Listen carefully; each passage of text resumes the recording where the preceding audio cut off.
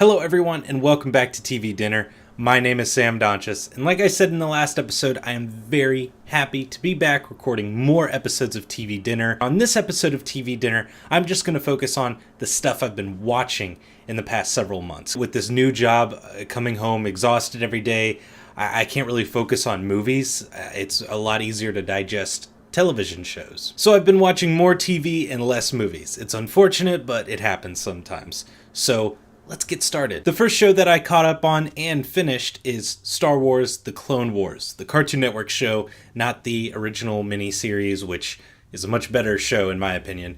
This actually was canceled because of Disney buying Lucasfilm, and Cartoon Network had to ultimately cut it short. Eventually Netflix came in, licensed their remaining episodes that were basically finished development-wise, for distribution, streaming. They called them, I think, the Lost Missions. It was basically a half season or 3/4 of a season that no one had ever seen before, and I decided I wanted to catch up on it because, for the most part, I liked the show. I went from the beginning of the 4th season all the way to the Lost Missions, and for the most part, it was a bit of a mixed bag for me. I was entertained along the way. There were some good arcs and some bad arcs. The stuff with Darth Maul coming back was really intriguing, and in my opinion, some of the best material that the writers had put into the show for, the series' entire run. I also appreciated that one arc where all the younglings go into the caves to find their lightsaber crystals, and I remember it maybe lasting one episode too long, but it was actually pretty strong writing, especially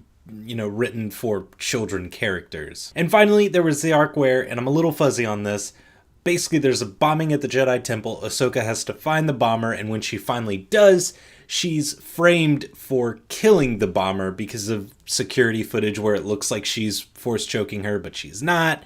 And Ahsoka has to basically leave the Jedi Order. She's forced out, and that is actually her exit from the show, which I thought was a really smart way to write her out of the story without Anakin killing her. And that's really what I thought was going to happen. Either Anakin kills her, or a Sith Lord kills her, or she dies in an explosion, and Anakin is so overwrought with grief that, that just leads him more towards the dark side. And even reading interviews, I read that George Lucas really wanted to kill off Ahsoka. But to be honest, there was a lot I didn't like about the last few seasons of the Clone Wars. Just some of the arcs were so dumb and pandering to audiences. I can even imagine kids just being like, what is this? Like the one with the Drill Sergeant Slug, where he teams up with R2 and all of his droid pals to go steal Separatist battle plans. And that one was like a 4 or 5 episode long arc. It was really unnecessary. And let's talk about the 3 episode arc where Mace Windu teams up with Jar Jar Binks.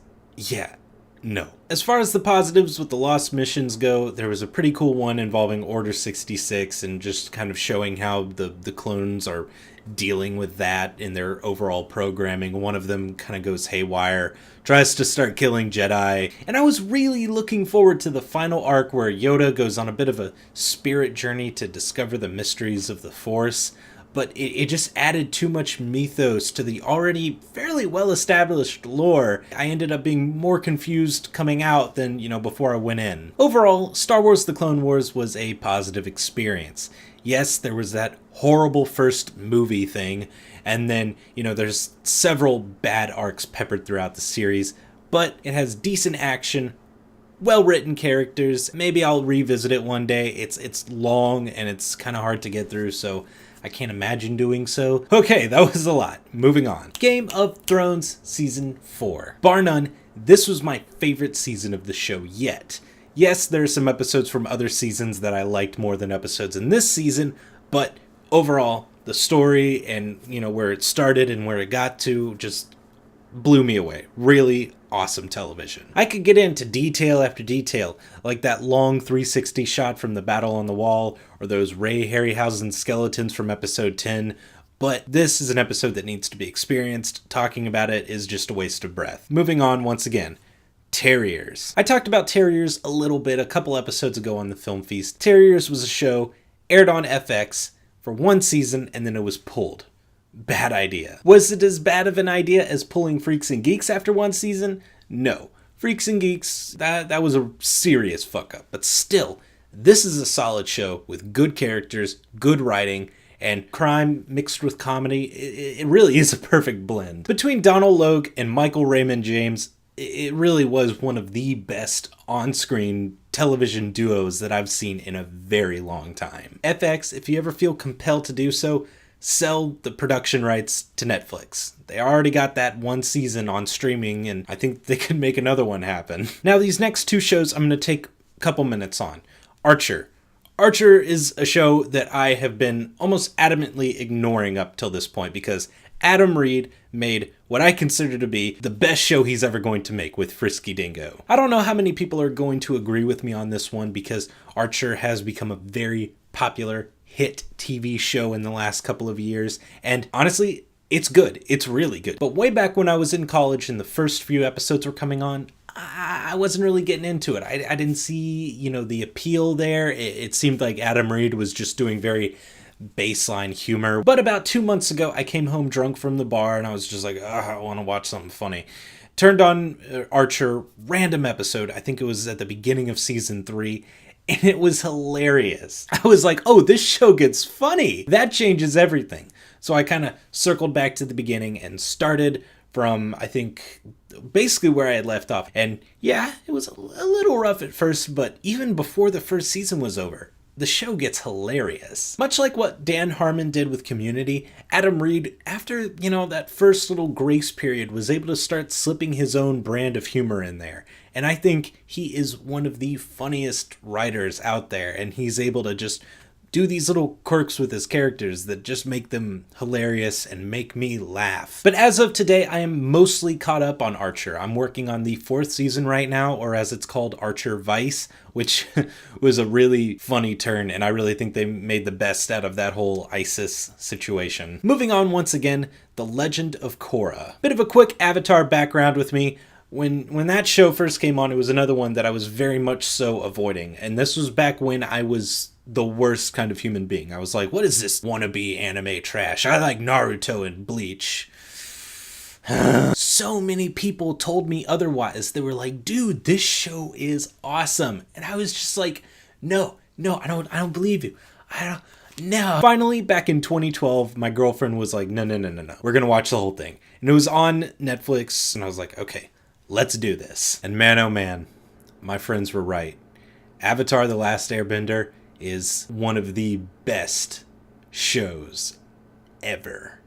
And I'm talking about, like, of all shows in existence, Avatar: The Last Airbender is pretty much up there. Right as I was finishing The Last Airbender, there was a new continuation of that series called The Legend of Korra starting on Nickelodeon. Really liked the first season. The second season didn't like as much, but I actually ended up liking most of the second half. And then Book 3 came out, earlier this year? Book 3 of Korra is incredible, and in terms of quality, it's up there with The Last Airbender. I laughed, I cried.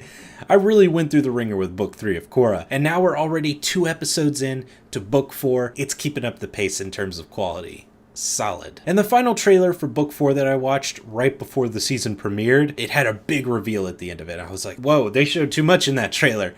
But that big reveal happens in the second episode. And I'm like, oh god, what else do they have up their sleeve? This book is going to be intense, man. So yeah, it's a bit of a bittersweet thing because even though this is the end of Korra, these writers are doing such great work. And honestly, I have faith that Nickelodeon will fund them to make more stuff in the future because all the people who have produced this show and put it together are some of the most talented people I've seen working in the business. Now for The Walking Dead. Season 5 just premiered a couple days ago. I finally watched that episode. Really enjoyed it. And I actually enjoyed the second half of Season 4. I didn't hate the first half of Season 4.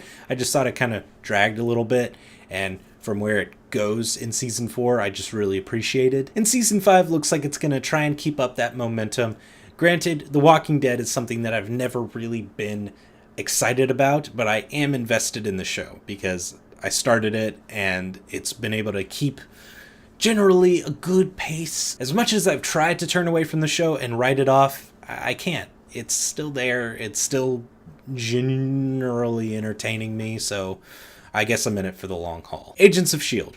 This show I've had an incredibly hard time with. While the first season did have an okay ending, I think it mostly was just riding on the coattails of Captain America the Winter Soldier. I'm caught up with the second season. I'm waiting to see what it's going to do as a show. Not, following by, what the Marvel movies are doing, what the show is doing. Yes, they're developing characters in a slightly more interesting way, so that's something that I have to look forward to on a week-to-week basis, but again, the storyline doesn't seem like it's going anywhere to me. I'm really harsh on Agents of S.H.I.E.L.D. because I know Marvel Studios can do better. And I understand they're allocating their writing manpower to the movies. But still, they have this show over here, they should be incubating that. And I think to an extent they are, and that we will eventually see the profits of that. But in the meanwhile, I'm not getting excited. And finally, The Leftovers, the new-ish HBO show. Now, this is Damon Lindelof, who I am a little iffy on at times, but this is basically Lost with more cussing. I liked most of what Lost had to offer. I think it kind of short shifts you near the end. I might be jinxing myself on this one. I don't think this show is going to do that. If you didn't already know, The Leftovers is a show where all of a sudden 2% of the population, the world's population, just vanishes. Basically the rapture, but there's a lot more to it than that. This show is all about, what society does in the fallout of that. This show tried really hard to piss me off in its first couple of episodes with its vagueness and its weirdness. But actually, I found, the first season to be a bit closed off. Most of the oddities are solved towards the end. Obviously, the big one, the big rapturous departure, is still kind of a big question mark, but for now, I'm okay with that. I'm okay with the big question mark. It's the little question marks that really annoyed me, especially in Lost. And this show actually manages to close it all up. So good job, first season of Leftovers. Check it out if you haven't already. It's on HBO Go. Okay, so that does it for this episode of TV Dinner. On the next episode, I'm going to be talking about all the big news that I missed in the last several months. So thank you guys for watching. I know this was a long episode. I'm going to try and make the next one a bit shorter. So, yeah. Thanks.